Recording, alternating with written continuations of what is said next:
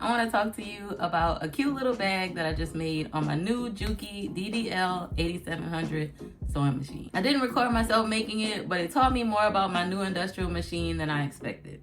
I've been wanting to recreate the look and feel of a luxury style bag like this ever since I set up my new Juki. I had some leather left over from the Tandy Leather store, and instead of jumping into a big project, I decided to start off with something small. I wanted something that would test my machine but wouldn't overwhelm me on day one. And honestly, once I started sewing, I realized this little project was the perfect test. I have 2 phones, and I usually carry a little small wallet in my purse and maybe some AirPods. So this was the pattern that I created for it. And then I also made the gusset. And I wanted to add my bag logo on it somewhere, just like in the luxury bag. So I did do that, and I think it turned out really cute. This is what it looks like. It looks like the mini pochette by Louis Vuitton. It's got a simple gusset around it, and like I said, just the front and back piece. And I did add my logo to the side right here. I had some pink leather. I just thought that might have been cute since everything I make is girly. So I added a little bit of pink leather underneath my new logo. The logo just says Mia Made, a girly girl original. And it's just a basic zipper, and that's it.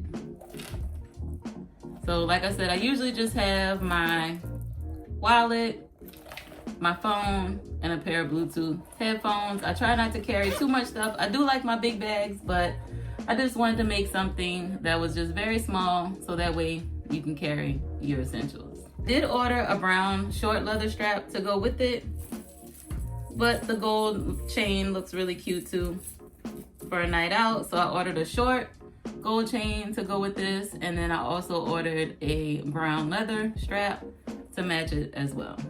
I may remake this bag and show you guys how I made it, just so in case you would like one, you'll know how to make it as well. And like I said, once I started sewing, I realized this little project was the perfect test. The very first thing I noticed was the power of my industrial sewing machine. And I noticed it by accident. I had my knee on the knee lifter and my foot was still on the pedal.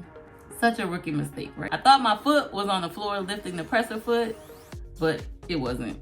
The needle started going super fast, and that's when I realized this motor is something serious. This leather is pretty thick. I used it to make my mom's bag for Christmas,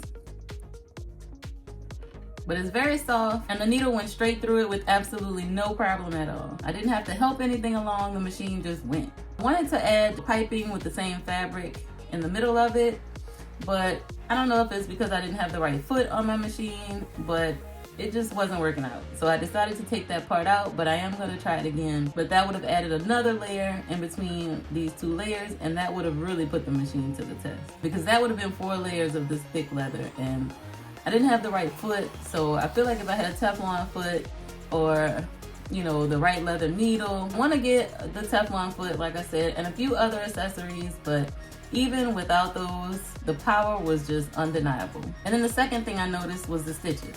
When I first got the machine in the last video, towards the end, you're gonna see that it took me some time to really get the tension right. I had to play with the upper tension and the bottom bobbin tension just to make straight stitches. But after I got it, the stitches was perfect and it paid off. But every stitch on this machine is beautiful and consistent, even through the thicker areas. And even on my domestic machine, my stitches were pretty consistent most of the time. But this is consistency on another level. And changing the stitch length with the knob that's on the front of the machine was very easy. And even going in reverse, my stitches stayed even and consistent. Yes, this machine is fast, but what I really noticed is how much control I felt. And because the machine is so strong, I actually had more control over the leather. And going around rounded corners felt smoother. Then I could just focus on guiding the bag instead of worrying about if the machine could handle it. And that's when it really hit me.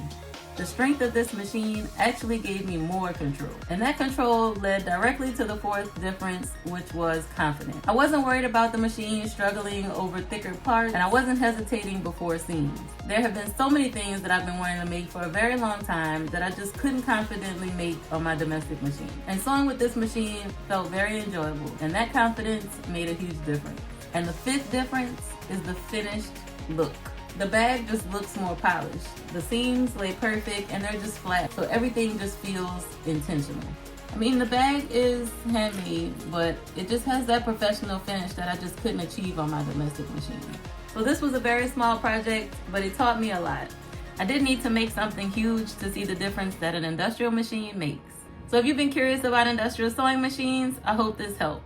Let me know in the comments what you'd like to see me test next on my new industrial Juki sewing machine. And I have a feeling this machine and I are just getting started.